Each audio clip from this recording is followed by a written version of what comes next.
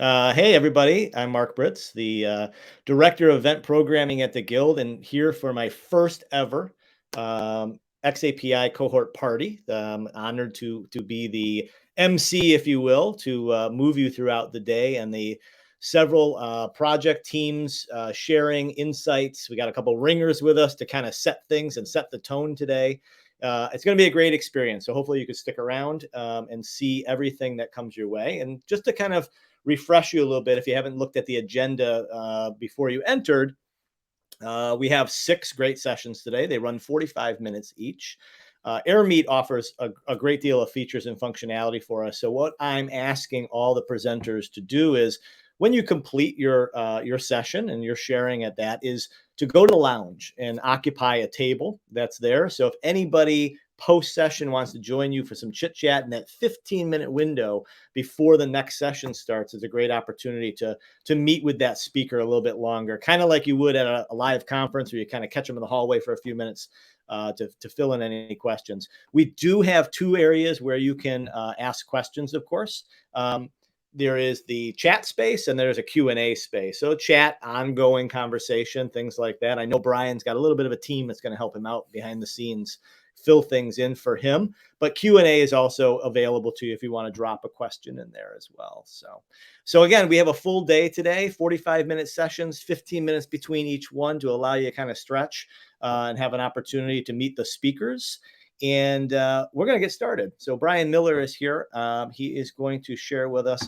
His title, of course, is the e-learning standards through the ages, where we've been and where we're headed with CMI5. And he has a host of things to share. And I'm going to step away, Brian, and let you take over from here. Awesome. Thanks, Mark. Yeah, so welcome, party people. There is an old adage that those that fail to learn from history are doomed to repeat it. So if you take stock in that, and occasionally you'll need an actual history lesson first. If you don't know that history, you can't learn from it. So today we're going to take a look at e-learning standards through the ages with the hopes of understanding how we arrived where we are now and maybe glimpse where we're going. So hopefully some of you will wax nostalgic with me and think back to where you were and what you were doing when these events unfolded. So why am I here? Well, I'm Director of Engineering at Rustici Software. A lot of people in the e-learning industry are probably familiar with us. I've been at Rustici Software for about 10 years, which is also roughly the amount of time that I've worked on what is now xAPI and the other learning standards that pre-existed. I've been a member of the xAPI and cmi5 working groups, which is to say that I meet at least weekly to talk about things in a very pedantic way. And I am also the core developer of Catapult, which is a project that we did for the ADL around CMI5. And we'll talk a little bit more about that in a few minutes. So why are you here? Well, I mean, let's face it, e-learning standards aren't exactly the most exciting topic. And despite the fact that, let's face it, I'm a pretty big geek and spend way too many hours thinking about these things. And they aren't even really all that exciting to me. And here's the key, specifications and standards are everywhere around us. And they generally becoming more so. But that wasn't always the case, and ignoring them isn't going to make them go away. So we might as well learn about them to leverage them to keep, to help ourselves. So, when I talk about standards around us, you're looking at the plug that you plug your computer into, or if you're on Wi-Fi, these are the types of standards that we probably don't even think about in that way, but they exist to make things much more interoperable for us, much more easy for us to go to a store and buy something off the shelf and know that it's just going to work. So I'm asking you to take a bit of a trip back through history with me as we look at the past, and so we can glance into the future. So I'm going to start our trip in 1996. This is potentially an odd choice to start an e-learning standards presentation, but it turns out that's the years yours truly started doing web development. And what was considered the original ADL initiative started to form. I'll let you decide which of these would have a bigger impact on e-learning. Frighteningly, that's before several of our current employees, and probably some of you too, were even born. So the web was simultaneously nascent but exciting. Browsers didn't have frames, let alone tabs or developer tools. JavaScript was around, barely, and no one was thinking about XML HTTP requests or cross-origin requests. So, at that time, the next few years was this massive expansion of what could be done on the web. And content started to transition from just really simple marked up text to include images, frames, advanced navigation schemes, forms, interactive UIs, all built with JavaScript. Everything from music distribution, contracts, real estate listings, legal documents, consumer commerce, all moved onto the web. And of course, it was a platform designed for learning from others. So training was a natural choice here. And although ADL was just getting started, there was another group, AICC, was already in place and had already introduced the concept of a learning management system and CMI, computer managed instruction. That group wouldn't add a web-based interface for 2 more years. So we jump ahead. By 2000, it was apparent that the web was no longer just a clever place to look up archived messages from your favorite Usenet group. Mine happened to be rec.sport.disc. Nor was it going to be just a place to buy books and VHS tapes. DVDs. So, computers, cell phones, and all kinds of digital devices had survived the first big scare of collapse. The Y2K bug came and went pretty much silently, along with countless other end-of-world scenarios. Oh no, it's 2000. Amongst that concern, and all of the parties, the concept of distributed learning had taken hold in, the U.S. Department of Defense. You may have heard of them. They have a really big budget. But without standards and interoperability, these were key concepts even on the web at that time. There was a risk to advancement of online training. And to counter that risk, the ADL initiative had a solid definition with a strategic plan and implementation plan in place. And to quote their history, the original intent of those efforts was to establish learning that was accessible, interoperable, durable, and cost-effective. So SCORM 1.0 is released. It is a draft specification, but has the underpinnings of really every e-learning standard before it and all of those to date afterwards. Concepts like content packages, learning management systems, metadata, runtimes, and learner data are really starting to solidify. There was a conquest of learning standards combined to make SCORM the Roman Empire of online training. Are you not entertained? In any case, in 2001, things on the web got pretty dicey. There was a bubble bursting. Companies were failing, Enron being the most glorious example. Products were disappearing and developer employment got upended. I know from personal experience, actually. But 2 things clearly did work. There was a small computer company, you may have heard of them, called Apple, introduced the iPod to the world. And ADL released the 1.2 version of the SCORM specification. And despite being released in all of this turmoil for the web, both became dominant in their markets. Regardless of the revolution caused by the iPad, though, in product design, personal devices, a vast media industry, it was actually discontinued about a year ago, while SCORM 1.2 is still very much alive. Moving forward, though it had certainly become a divisive platform recently, 2004 marked the year Facebook was started. 2004 also marked 2 important milestones for learning and how we communicate. The first and second editions of SCORM 2004 were released, and it made it clear that SCORM was in for the long haul. Specifications often go through these multiple revisions, but after nearly 20 years later, the generations have caught the original stalwart. So 1.2 is still that mainstay. Important concepts like enhanced interaction data, complex sequencing, were additions targeted to a more advanced user base. But we still don't see a lot of that being used as prolifically as the basic concepts of 1.2. Google announced Gmail on April 1st, 2004. Many people took it as an April Fool's Day joke. Not sure about inside Google. All right. Though it had already been around for a few years prior to Facebook. In 2006, a small search engine that you may have heard of, just mentioned them, decides to buy an even smaller video upload website. So video becomes the next tool in the web landscape for entertainment and training, obviously that tool being YouTube. That year also saw another step forward for SCORM 2004 as the third edition, and it's likely the most popular of the newer editions of SCORM is released.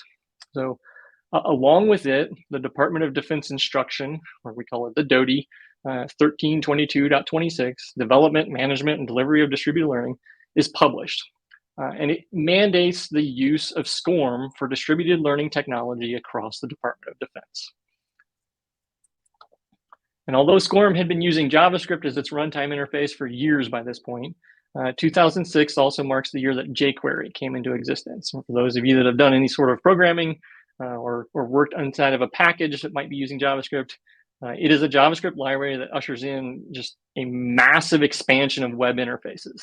And it becomes probably the most popular library to ever be used in web-based e-learning content. They are still updating it, currently. So the end of 2008, 2009 got kind of exciting again in not a great way. The financial crisis takes hold. And though it can't really be blamed, not for this one, Bitcoin was introduced.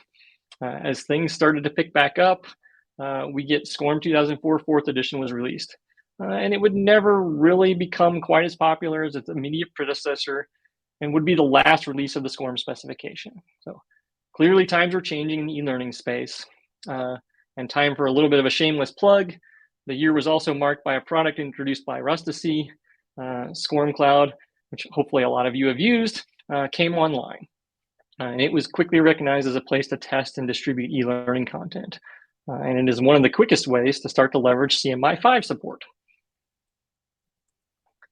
So as the odds came to a close, the world had gotten comfortable enough with the web that it started to move kind of from computers, which had largely transitioned to laptops, to all sorts of other devices. So Apple releases the iPad, and although it still hasn't and may never replace the laptop, it has certainly caused a shift in how people experience various media including e-learning. 2010 represents a significant shift in the development of e-learning standards. After years spent with learners locked in a browser and data locked in LMSs, there is a pivot that starts to take hold by two of the major learning standard stewards, and I've already mentioned both of them. So AICC announces its intention to revisit the CMI specification. And it indicates it will start work on what would become CMI5.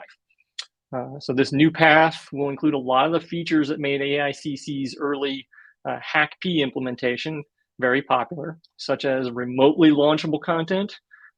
But they had decided at the time that they were going to use a SOAP interface. And SOAP was kind of all the rage at the time.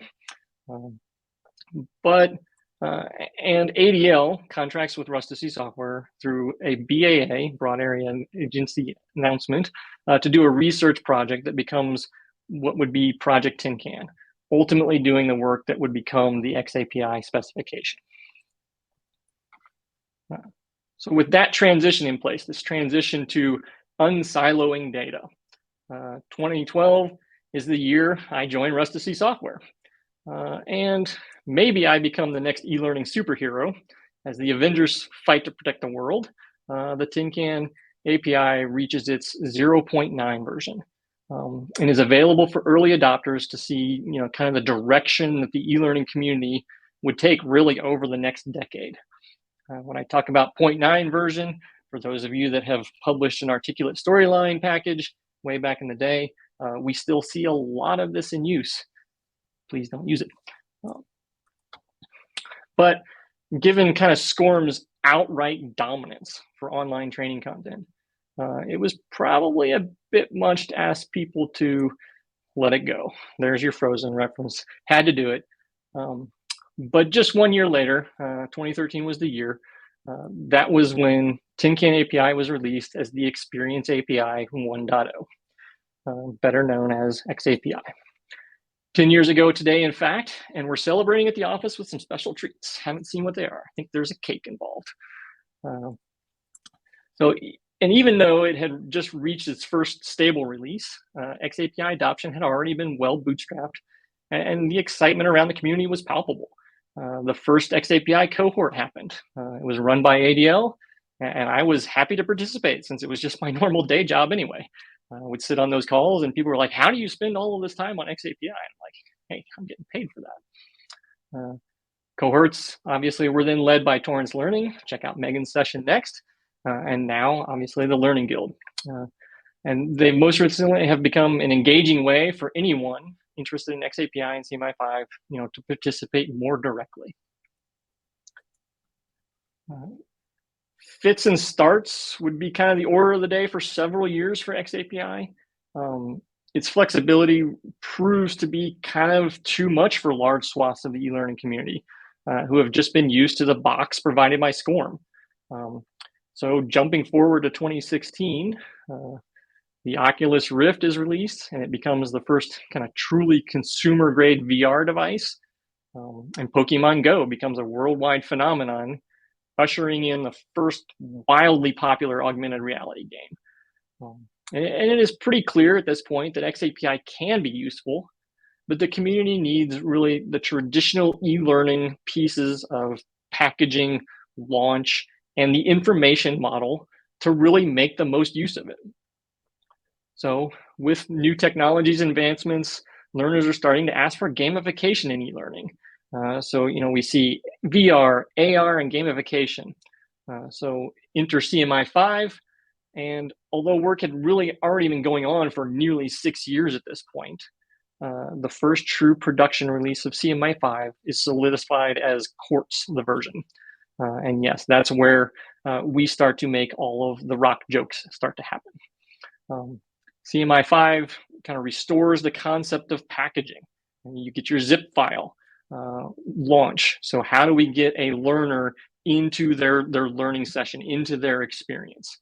And then the information model that is so prevalent in SCORM, and it places those items on a proper standards path with peer review and multiple implementations. So when I say information model, I'm really talking about the concepts of success, completion, a score, duration, interactions. Those types of things get restored by this use of cmi5 with xAPI.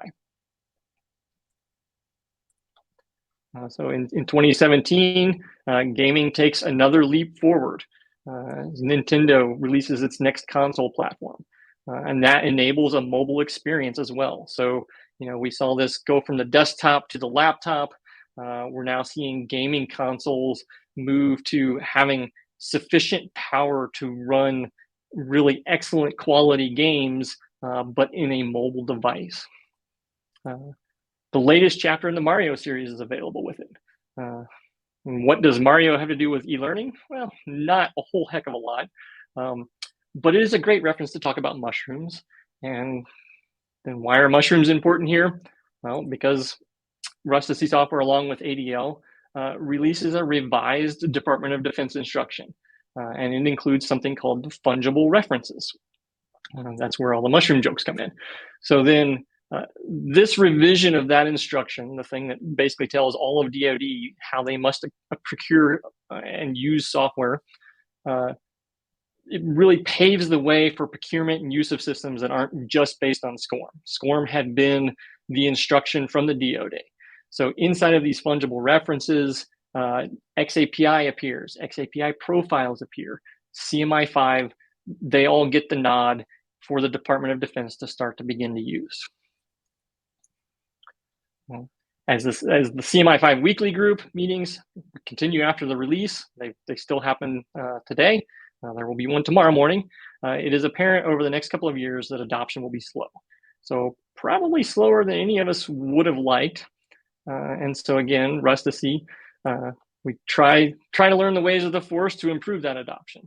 So Grogu, better known as Baby Yoda, doesn't seem to have any adoption woes, becomes an immediate superstar. But the best we can conjure is adding support to our engine product for media files. And the reason that's relevant to this group is that under the hood, these are just CMI5 packages that play video files, and they capture data via the CMI5 session and xAPI video profile. So we're starting to use kind of these new specifications in newer ways where we can be very direct about it and try to increase adoption and capturing of data. They also render PDF documents in a very similar way. They leverage the CMI5 session and an xAPI document profile.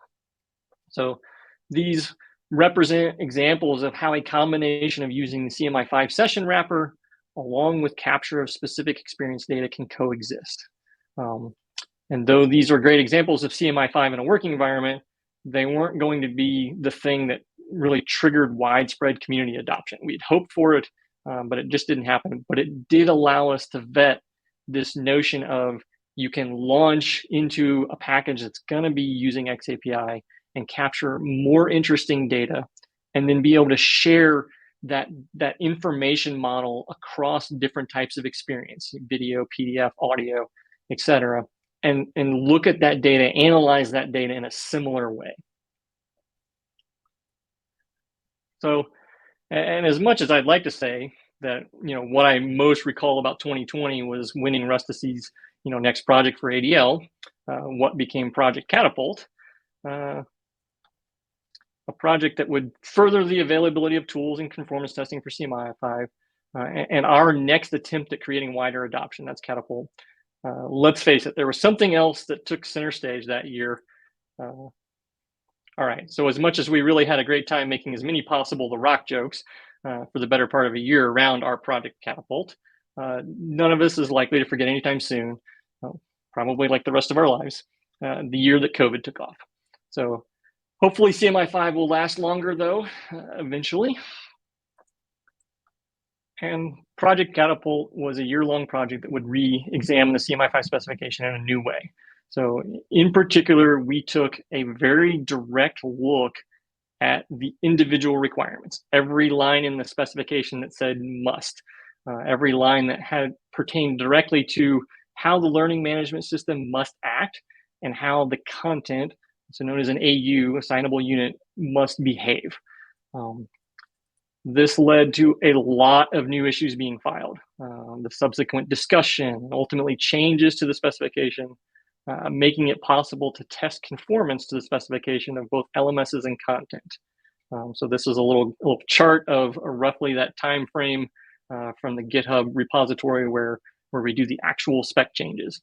So there were a lot of issues filed, a lot of pull requests made to change very minutiae the way that we discuss the requirements in the specification that would allow us to get to testing, something that really hadn't been as available with the SCORM standard before that. There had been testing, but it wasn't seen as easy to use. You had to really dig in and understand the specification and the test suite itself before you could even hope to test either your learning management system or your content. So later that year, the Catapult resources were launched, and they include a set of open source tools, including a player, some sample content, conformance testing for both the LMS and content, and along with that, a more hands-on technical resources. There's also a best practices guide geared towards the procurement process, and this is the cover from that. So this really lays out for Department of Defense components how they have to go and procure, what they should ask for when they look to adopt a CMI5 system, learning management system, LXP, etc., or either an authoring tool or content itself. The best practices around making those requests to vendors so that they're following the guidelines that have been put out by the specification group and then captured via this testing tool. So I've already mentioned the DoD fungible references.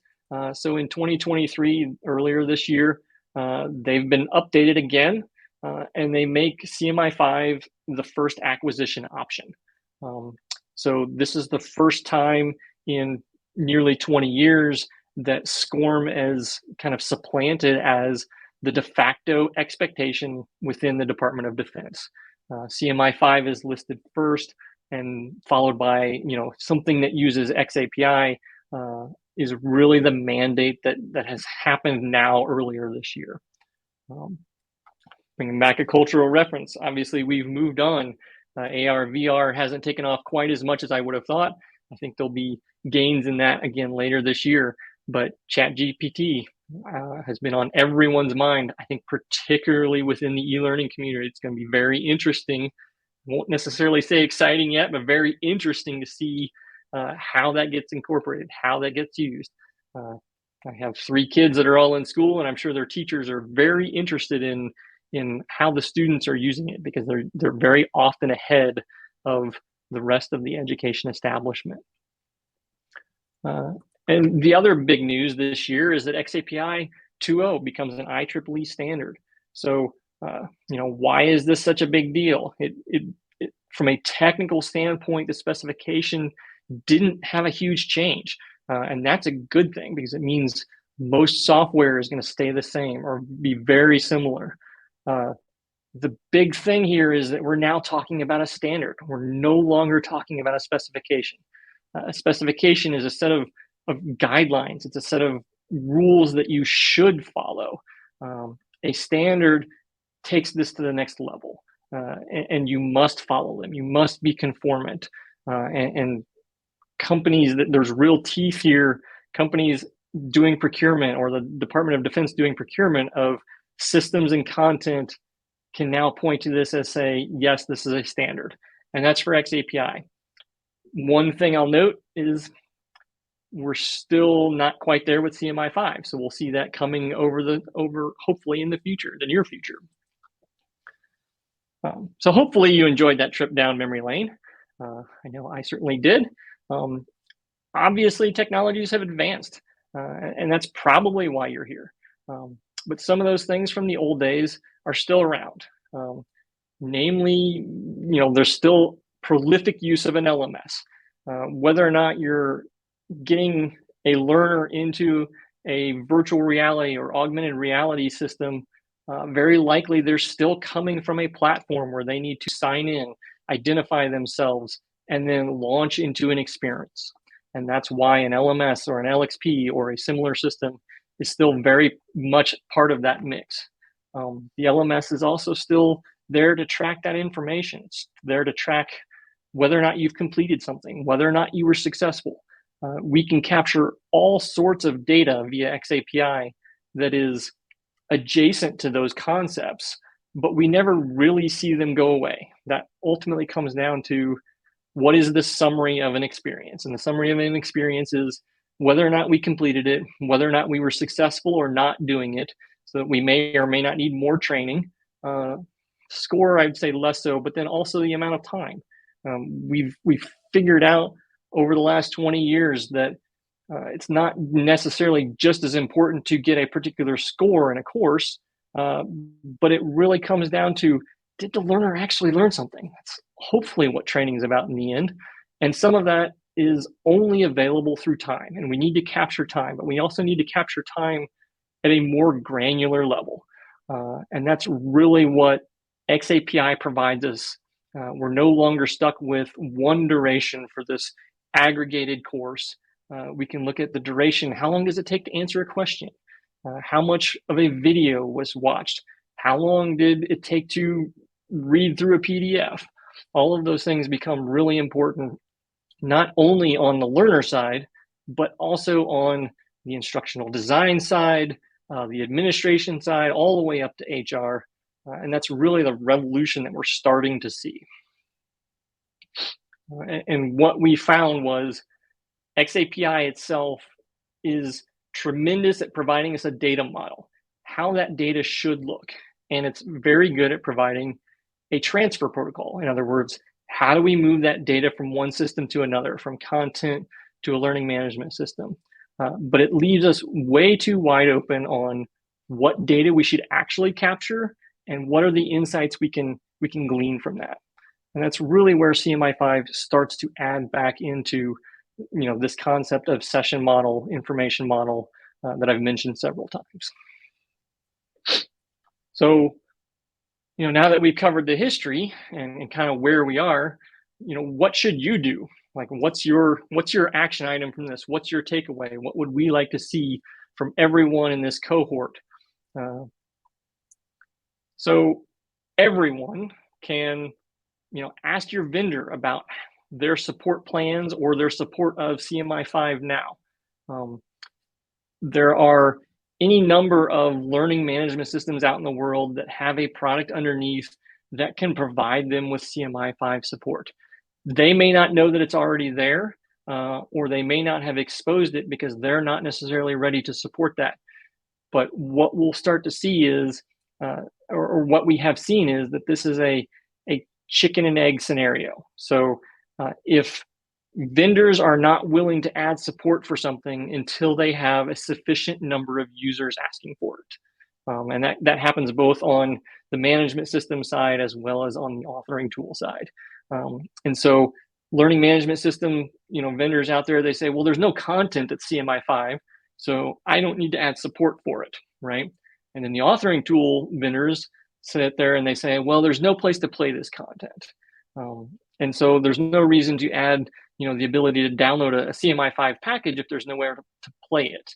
And so that's really the chicken and egg scenario that we've been fighting with from 2016. It's part of what makes Catapult, and I have on here, everyone should, what you should do now is check out the Catapult resources.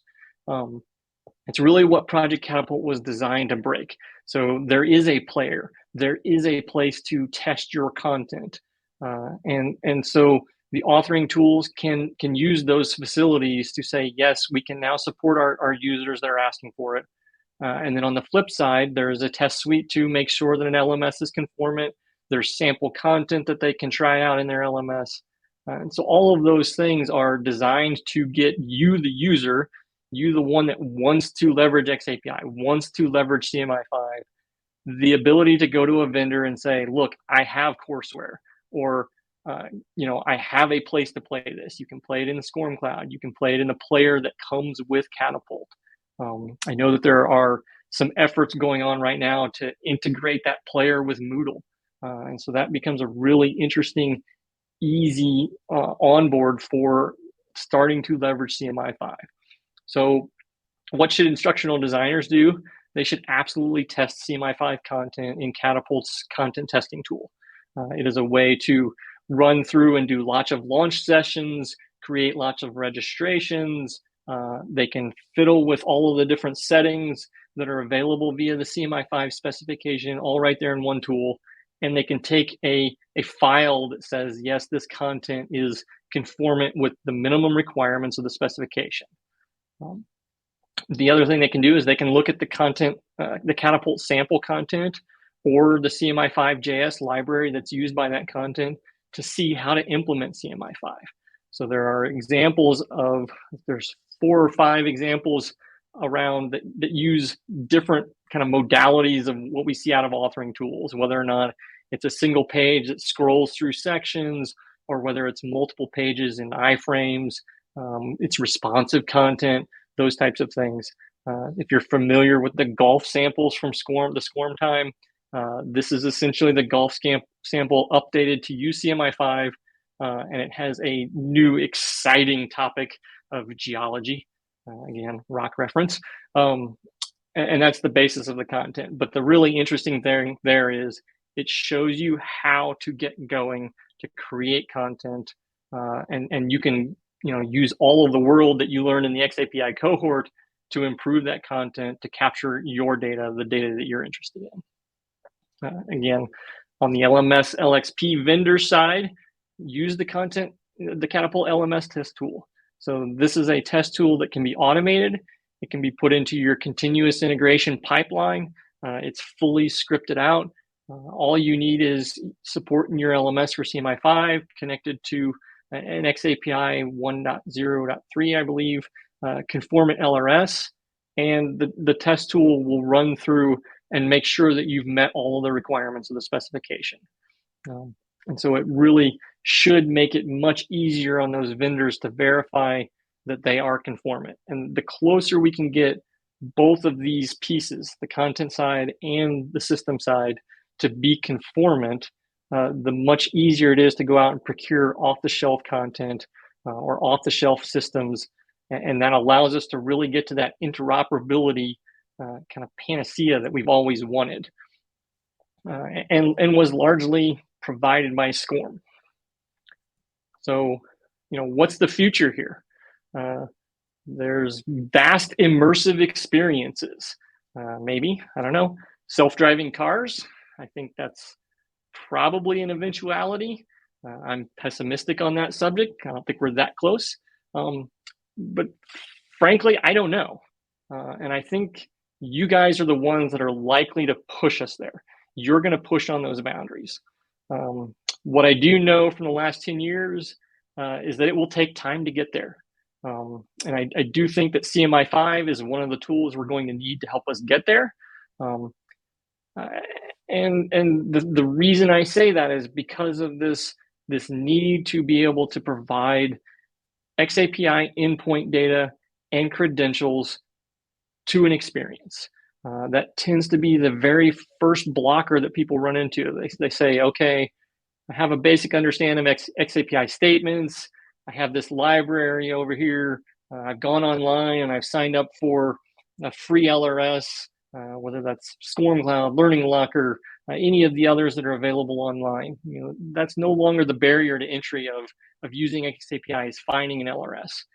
Now it is, okay, I have my experience, I'm ready to go, I know what data I want to capture. How do I get this endpoint? And how does my user get a credential?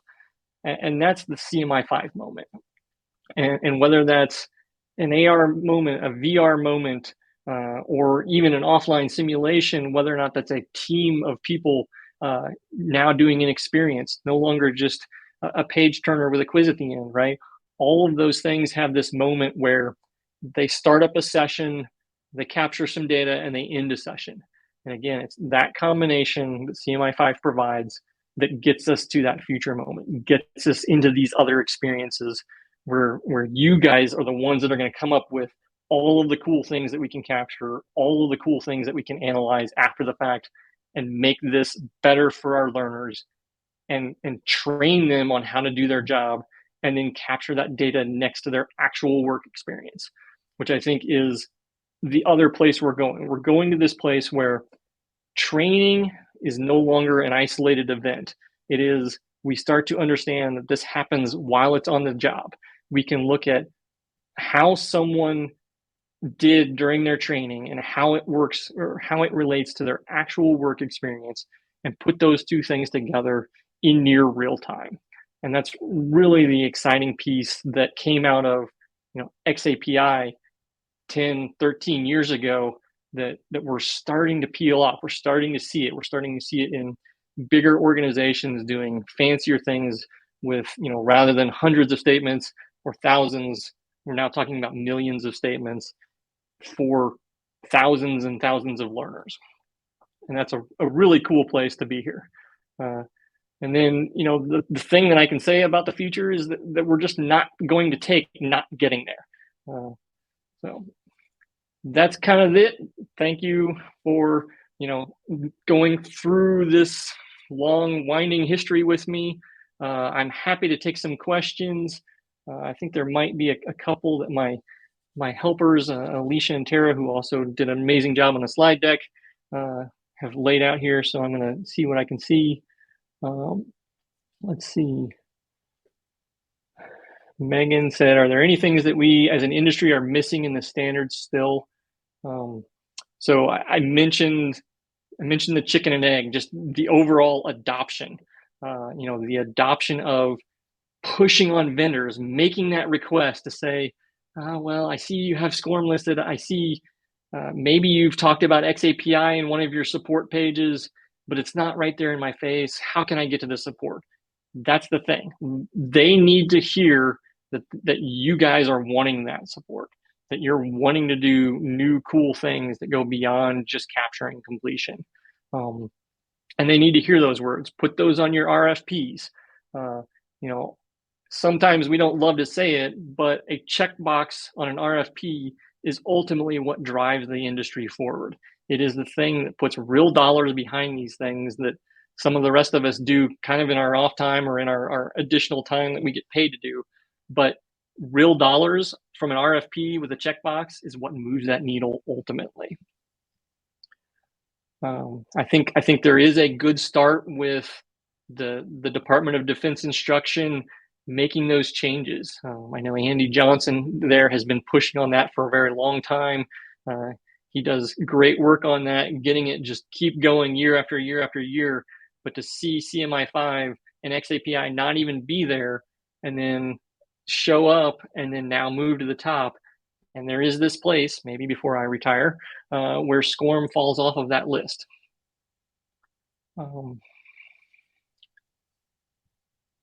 Let's see, also from Megan, you know, if there's still little support for CMI5, should I hold off on adopting xAPI? My answer would be probably no. So another resource that we've made available, and this was from a poster session we did, we have a nice looking graphic that really kind of identifies when you should try to adopt CMI5, when you should try to adopt xAPI. And it kind of moves from, you know, how impactful is your training? How many people does it reach? So if you're talking about, you know, thousands of learners and that's a large pool for you, and you can make one update to one piece of content and get it in front of those 1,000 learners, then that's high impact. That's probably a good candidate. Do you have something that you're going to be changing anyway? Do you have to revisit a piece of content every year because you are driven by a standards body or a community body that says, okay, these are the updates, or a legal body, you know, new tax reforms every year? If you have a piece of content that you have to revisit anyway, then that's a potential place to actually make that adoption, make that the choice of why you're going to switch right then and there. And then obviously, if you put those two pieces together, something that is high impact, something that you have to change anyway, that's a great choice for adoption. Obviously, if you are looking at anything that is fancier from a technology standpoint, you know, if you are looking at a VR session, if you're looking at AR and you just don't want to capture that in SCORM, or you've looked at it and said, I know I can capture data points about this experience, but nothing fits out there in the world, I'm just going to make it proprietary. That is one route, and sometimes, frankly, it's the fastest route. But ultimately, you're going to hit this point where you're going to want to, you know, interoperate that piece, that experience with an analytics system, with a data warehouse, any of those types of things. That's really what xAPI was designed for. So if you're doing high impact, making changes to something that's pre-existing, or you're trying to leverage a new technology, that's the place where you're looking for xAPI. If you are, you know, if you have a course that only a few people see, or you don't have to change that course because it just doesn't change, like the content isn't being updated, then that's probably not a place that has high impact to actually make an adoption of CMI5 or xAPI. So that's kind of the answer I would give. Tara posted a link in the chat for that poster. I think it's a pretty nice poster. So check that out. Let's see, Sam said, are there any known or proposed specifications or standards to do with training content more generally, as in beyond a delivery standard, speaking to a design standard? I will flat out say I don't know. So perhaps someone else can give him an answer in the chat. I don't have anything to offer there specifically. Looks like Megan already replied. So some work being done in ISO. All right, well, that's really the end of the presentation. Let's see, are there other questions? I'm looking. You know, how are CMI5 and xAPI related? So xAPI is a requirement of CMI5. So, or what I would tend to refer to as a dependency. So you cannot do CMI5 without xAPI. So what the CMI5 group basically said was, we're going to set aside this SOAP concept, SOAP interface, because it just wasn't becoming as popular as originally identified. and they looked at xAPI and they said it has all of the capability that we're looking for of how to capture data and how to send that data. So what they really did was put the rest of the pieces around xAPI. So that goes to the next question, which is, do you think the xAPI standard and CMI5 spec will merge someday? And I think the answer is for sure no. They can't merge because xAPI is a requirement of CMI5, and CMI5 adds a lot of pieces around xAPI that will never be adopted by it as a standard. Now, having said that, within the IEEE, there is the Learning Technologies Group, the LTSC, that is essentially stewards of all of these standards. And so what will likely happen very soon, and there's already work that has been done on this, is that CMI5 will become an IEEE standard along with xAPI. So within the LTSC, we will start to see more and more components, more and more pieces of this overall, learning ecosystem become specified, then become standardized. And so I think they won't be merging, but they will all be living underneath that same umbrella. And that's really all I have. It's about all time. I see Mark has appeared. So, thanks again for joining. I'll be available in a speaker table inside of AirMeet here in just a minute, and can continue the chat, or we're always happy to answer questions. Send them to info@rusticysoftware.com or support@rusticysoftware.com, and one of our employees will respond, and depending on how technical it is, you may get a response from me. Excellent. Thank you, Brian. I appreciate it. I think you laid a great foundation for the day, walking through the history of this and where things are going. Those are fabulous questions, by the way, from Megan and others to kind of let things go. So, Brian, if you can join us at a table, a lounge area, I think is available. Our next session begins at the top of the hour. That gives everybody who's here an opportunity to stretch, bio break. Maybe you got an email to answer, and we'll see you back at the top of the hour for our next session, headed up by Megan Torrance. See you soon.